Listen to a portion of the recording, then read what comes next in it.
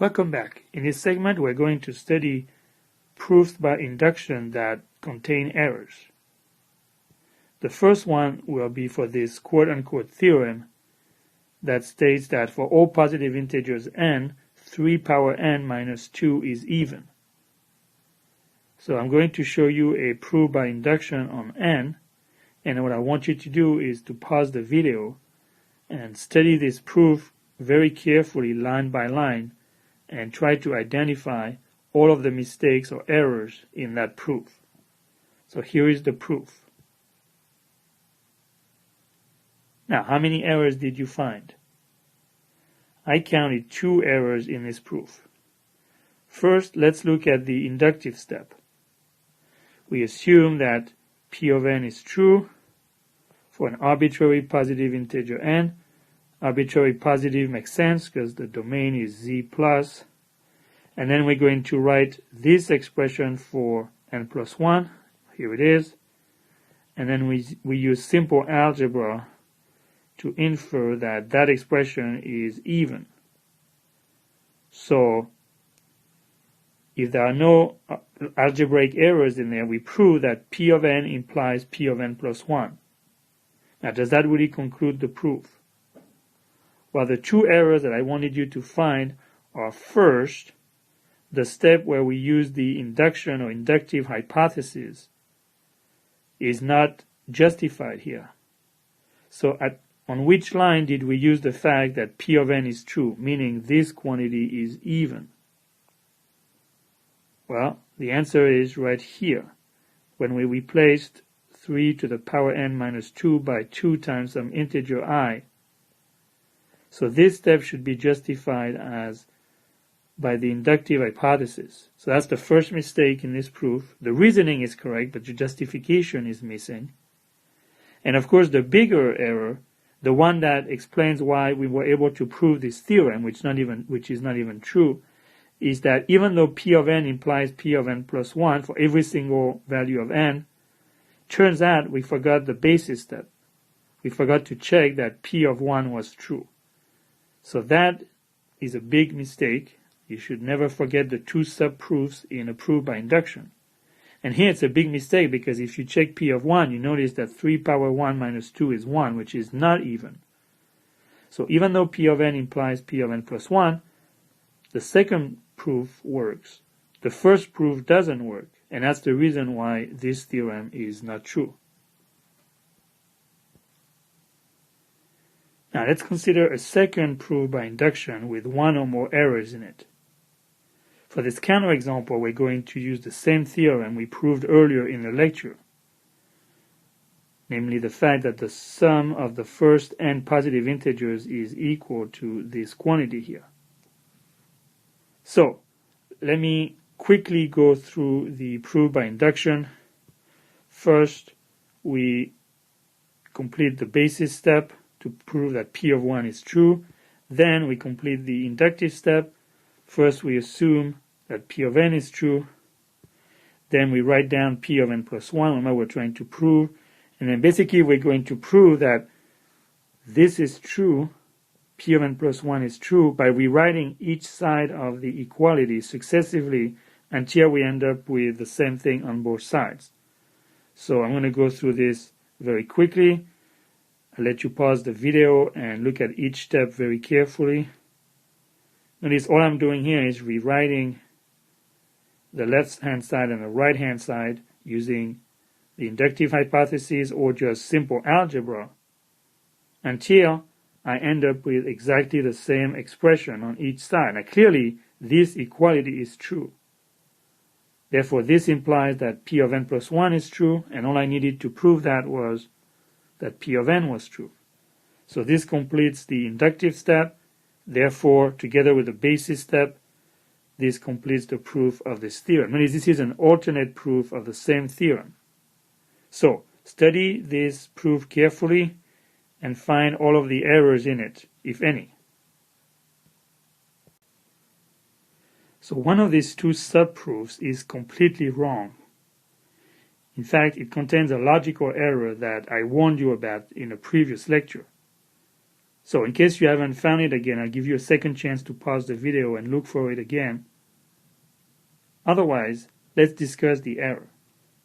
So remember that in a proof, every line must be a true proposition that you can justify as being an axiom or a definition or an inference from premises that you have already established. So for example, this proposition is true because it follows from this one after some algebra. And this proposition is true because it follows from this premise plus the inductive hypothesis up here. So it turns out every step here is justified in one way or another except this one. This is the problem right here.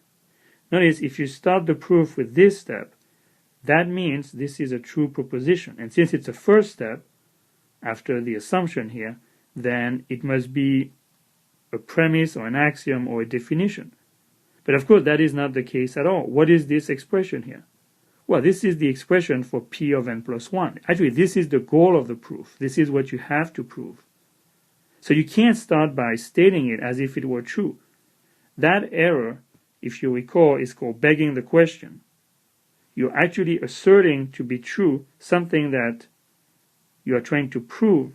That's actually the goal of the proof. So you can't start with what you're trying to prove and then try to infer things from it. That's a major logical error, and it invalidates the inductive step and therefore the whole proof. So please remember this error. It's pretty common. Now, let's turn our attention to a third and last counterexample for this lecture. Let P of n denote in any set of n horses, all horses are the same color. So P of n is a propositional function. It's not true or false until you know the value of n. So P of 5 would be in any set of 5 horses, all horses must have the same color. So now let's state this quote-unquote theorem that says for all n being a positive integer, P of n is true. So what is that saying? Well, that's saying P of 1 is true, and P of 2 is true, and P of 3 is true, and P of ... for every possible positive integer. So what this is saying is if you take any set of horses of any size, all the horses in that set are the same color. So in particular, what this is saying is that all horses in the world or that exist are the same color. Now clearly this is not a valid theorem since there are many different colors that horses can be and are.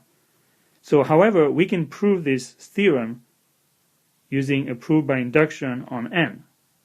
So I'm going to go through that proof in detail, and then I'll let you think about it and see where it goes wrong. So of course we start with the basis step for P of 1. Notice 1 is the first element in Z plus, so we're going to prove that P of 1 is true. Well, P of 1 is clearly true because how many horses are there in a set of size 1? Well, there's only one horse. And clearly, in every set of one horse, all the horses in there have the same color since there's only one horse. So the basis step is pretty easy to prove and we're done. Now let's look at the inductive step. Remember, we're going to assume that P of n is true. That is, in any set of n horses, all horses are the same color, where n is an arbitrary positive integer. So that's just the assumption, that's P of n. Now we have to try to prove P of n plus 1. So I'm going to number the steps here. Let S be an arbitrary set of n plus 1 horses. Notice we're using an arbitrary set for now. Later on we can just use universal generalization to generalize to any set of size n plus 1. But let's pick an arbitrary one here, where the horses in it are called H0, H1, all the way up to Hn. Notice there's n plus 1 horses in that set. So if P of n plus 1 is true, then all the horses in that set must have the same color. So let's prove it. We're going to consider two different subsets of this set S.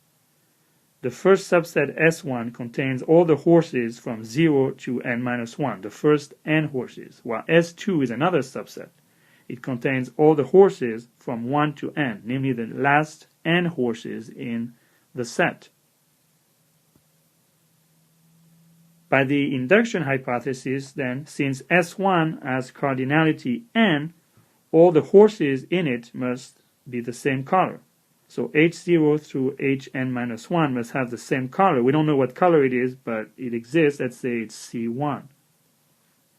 Now, by the same reasoning, also by the induction hypothesis, since this set S2 has cardinality n, then all the horses in it from H1 to Hn must also be the same color.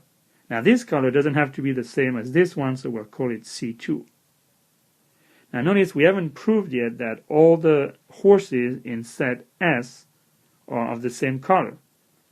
However, what we proved is that the first n horses all are the same color C1, and all the last n horses are the same color C2. But what do we know? H1 belongs both to S1 and S2, and H1 must be one color. Therefore, it must be the case that C1 and C2 are the same color. So in conclusion then, all the horses in S are the same color, namely C1, which is the same as C2. So now we can use universal generalization to generalize to any set of size n plus 1. And this concludes our proof of the inductive step, which together with the basis step completes the proof of this theorem. Now clearly this theorem is wrong. So I'll let you pause the video, go through every one of these steps very, very carefully and find a logical flaw in it. I hope that you were able to spot the logical flaw in this reasoning. If not, I strongly encourage you to pause the video and give it another try. It's very important for you to be able to nail down every reasoning step or logical inference in proofs like this one. Whether you write them or you're reading them, you should be able to understand the logical flow of these proofs. Now let me also give you a set of 9 theorems here to work with. Now this is probably the most important one, the one you must remember, the one for which we gave both a correct and incorrect proof in the video. Some of the other ones are statements that we made before, like this one and this one, but were not able to prove until now. We even used some of them, like this one, where we're studying the time complexity of algorithms and the end behavior of functions. So these are good practice problems for you to practice writing proofs by induction from scratch. I believe that you'll be able to check your answer for all of these either in a lecture or in a textbook. So in conclusion, I leave you with the hope that you will make good use of these practice problems.